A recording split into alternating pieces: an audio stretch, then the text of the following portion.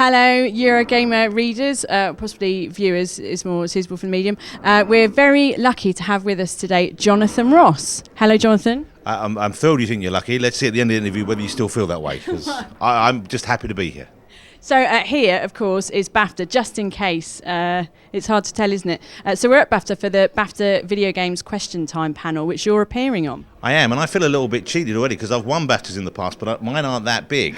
So that must be for like serious winners, and I think they've given me practice ones or something. So what kind of games are you playing these days? Obviously racing games, and Halo 4 I understand you're a fan of. I finished Halo 4. On what difficulty setting? Why is that? I think that's what the readers want to know, Johnathan. What difficulty level? That's not an issue. Whether it was easy or legendary. I think you've answered the question. I think. Yes, it was one of those two, and I found it hard enough. So, and I like to be. Hold it, I get the names all mixed up. There's Medal of Honor, Call of Duty. Call of Honor, Medals, Warfighter, Ops 2. So I've played some of them, and I enjoy them. Normally you wind up killing a Russian at the end. I feel bad for Russian gamers. Do they kill English villains at the end? I don't know, they should. They should. Just switch it, just change it slightly. And at the end it's a guy in a suit, in a Savile Row suit, who goes to a club and they go, "Now I have got you, Thomas." And he goes, "Oh, rotter," and that's it. Because otherwise it's just us killing unshaven Russians on bridges. It's not fair. But I've been asked to do, so I did something in I did Halo 3, I think it was, or 2. One of them I was in briefly. As a slightly camp soldier. Was the slightly camp thing, was that your creative slant? And before I was dying, and I said to one of them, "Kiss me," or something like that, and I think they left that in. Much, I'm sure, to the surprise of young American people playing it, who I don't know who it is, and why is this soldier wants to kiss me before he dies? What's gone on in Halo? What's happened to Master Chief? I'm in touch with my feminine side. So I did that, and I did a little bit on Fable, and that's how I met George, who's running the kind of part of my company now where we're trying to make games. And didn't you famously announce Fable 3 before anyone in the world was supposed to know about it? Well, if no one tells you you can't announce something, why would you not announce? People come up and say, "What are you doing?" I said, "I'm just doing a voice for Fable 3. They went, "Oh, there's going to be Fable 3. I went, "Yeah, I've just done the voice." And then the next day, Peter Molyneux sent me an email and said, "Oh, I'd rather you hadn't done that." So why didn't you say something then? I was in a bloody room for about a day with you guys. No one said keep it quiet. And still, something like that. There's going to be, everyone knew there's going to be a Fable 3. I think they're the games industry, and it's weird perhaps, especially for normal people outside the games industry, that publishers do, they feel like they're Father Christmas. They will not have you even knowing you've got presents before Christmas Day, let alone opening them. I can understand why they don't want a release date going out, or something like they've got to stick to and inevitably won't. I can understand why you might not want that, but at the same time, if fans want Halo 5, why don't you tell them now, you know what, leave it for a month, let them finish playing Halo 4 at legendary level, and then come out and say, yeah, of course there's going to be 5. So wait, just to clarify, are you announcing Halo 5? I have no information, but yes, I'm announcing Halo 5 with no knowledge whatsoever about whether it's going to happen or not, but I'm saying yes, you will have Halo 5. That's a scoop right there, thank you very much. As official as it can get without someone knowing something. There'll be a Fable 9. How about that? They're going to skip all the others, because Journeys, so they're going to go straight to 9. So tell us about your game. I'm assuming you did all the programming yourself. I did no programming whatsoever. I went in, what we did was this, I like endless running games, so I kind of like those games. You can pick them up if you're in a queue, or you're on the toilet, or, it's not like you can pick it up and play for a few, or if you're in the office it's boring, something like that, like the way you can play Angry Birds. You can play one level, it's fully satisfying, and you can go back for more, and then you can go back and do another level and try and get all the stars. And Temple Run I quite like, though Temple Run I found to be something of a diminishing return. And I wanted to do something like an endless running game and not an endless running game, and we programmed up an endless running game first of all, which had a totally different idea. And I liked it, but I thought, you know what, it's kind of like Temple Run, but in my mind slightly better, because I liked the narrative, but it wasn't different. And then I came up with the idea, we had a brainstorm session, I was saying there's something, and I thought, instead of just running and you're being chased, why aren't you doing the chasing? So it is, I don't think there's another game, an endless running game like it, because it's kind of an endless chasing game, really. So out of 10, what would you give your own game? You know what, you can't do that. You have to do that, come on. I would probably give it, here's the weird thing, I would probably give it 8. And the reason why I wouldn't give it 9... That's a safe score, you know that, right? I think it's a good score, because I wouldn't give it a 9 or 10, because if I gave it a 9, I wouldn't give it a 9 or 10, because I found my voice really annoying in it.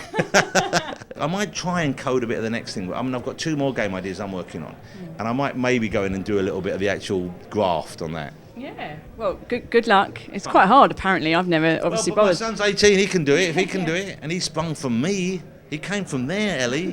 He jumped out of there. He jumped right out. Clawed his way out. My wife wasn't involved. He came out whole for me. It was a weird thing. Obviously, you presented film thousands, all the thousands. Why do you think there's never been a similar show about games? Do you think it's because it just hasn't been done, or do you think we shouldn't take games as seriously because they sort of are just about shooting spacemen in the face? I think, okay, there's probably several reasons why. But in a way, the film show isn't a big deal. I mean, when I was doing it was doing okay. When they're doing it now, it's doing okay. But they still, BBC, they always marginalise it. They put it on late at night. They spend no money on it. And it's interesting because I used to wrestle with it a bit because it isn't really a critical film show. It's more of a film review show in that it's basically, its purpose is to say, this is out, is it worth you spending £8 on? Yes or no? And then you can maybe put a bit of information in. That's kind of what I think its function is. See, gaming is actually, in a way, it's a broader range of entertainment than film is. Film, really, there are only a handful of genres we see. You know, and there's one that we catch all of them when we say arty movie, but there aren't really many arty games. You know, a handful, but not many, and they don't. You know, some of them are, you know, sort of druggy-looking games, but they're not really. Then you've got your shooting games. Well, you know all the genres, and you've got your time management, and you've got your what's it called, Fortress Defense, or whatever it is. You've got those running games, and within that area, people don't necessarily cross over. Mm-hmm. I don't play any time management games. My wife doesn't play any running games. So if we're doing a show where I say the next 5 minutes we're looking at running games, my wife's going to go click. Whereas if we're saying we're looking at the new film from De Niro and it's a rom-com, even if you don't like rom-coms, you will probably watch it.